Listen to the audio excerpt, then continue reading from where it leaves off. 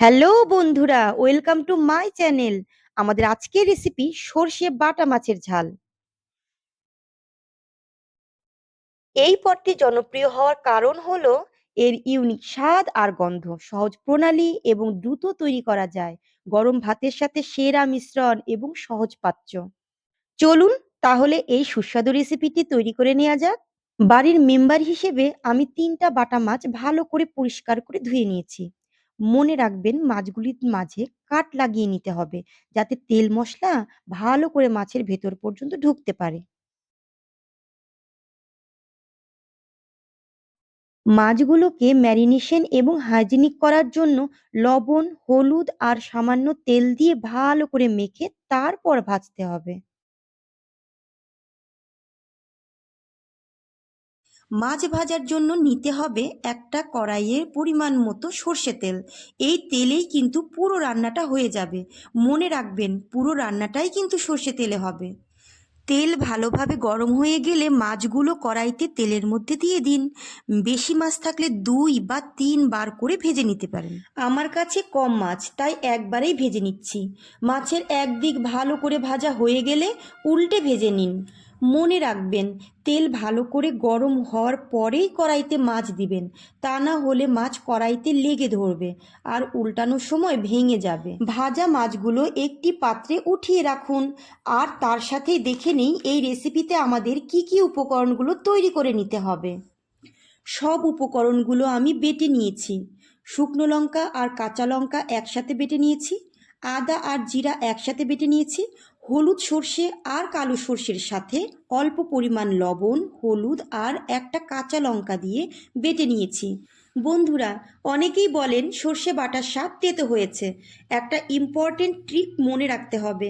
সর্ষে বাটার সময় আপনি যদি সর্ষের সাথে একটু করে লবণ, হলুদ আর একটা কাঁচা লঙ্কা নিয়ে একসাথে বেটে নেন, তাহলে আর স্বাদ তেতো লাগবে না।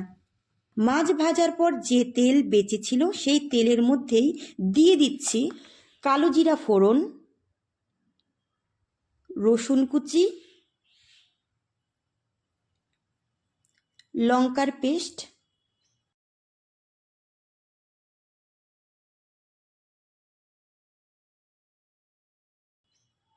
একটু নাড়াচাড়া করে দিয়ে দিচ্ছি আদা ও জিরা পেস্ট, দিয়ে দিচ্ছি লবণ ও হলুদ।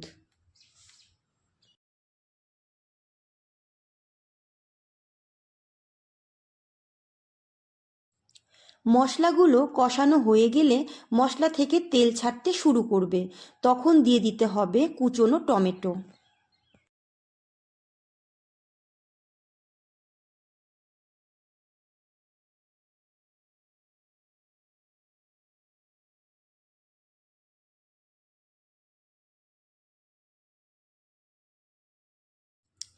এবার টমেটো যাতে ভালো করে গলে যায় আর মশলার সাথে মিশে যায়, তার জন্য সামান্য পরিমাণ জল দিয়ে ঢেকে দিতে হবে।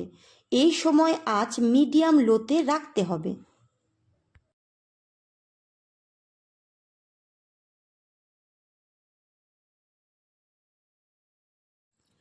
মশলার সাথে টমেটো মিশে গেছে, মিশ্রণ থেকে তেল ছাড়তে শুরু করেছে।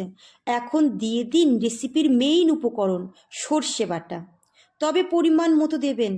আমার কাছে 3টা বাটা মাছ, তাই 3 টেবিল স্পুনের মতো দিচ্ছি।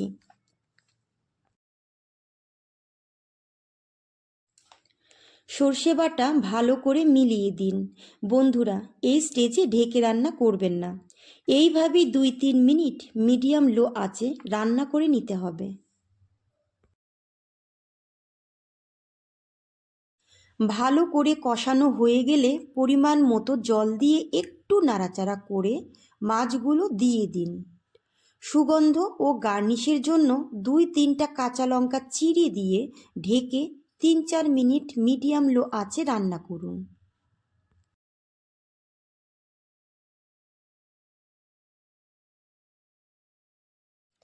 আমাদের সর্ষে বাটা রান্না প্রায় শেষের দিকে।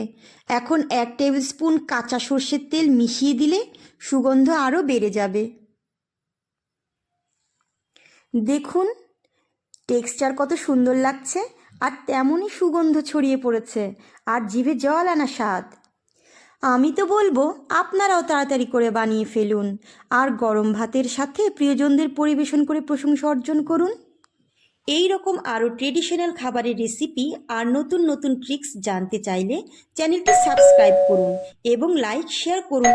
বাই বাই বন্ধুরা, ভালো থাকুন, সুস্থ থাকুন।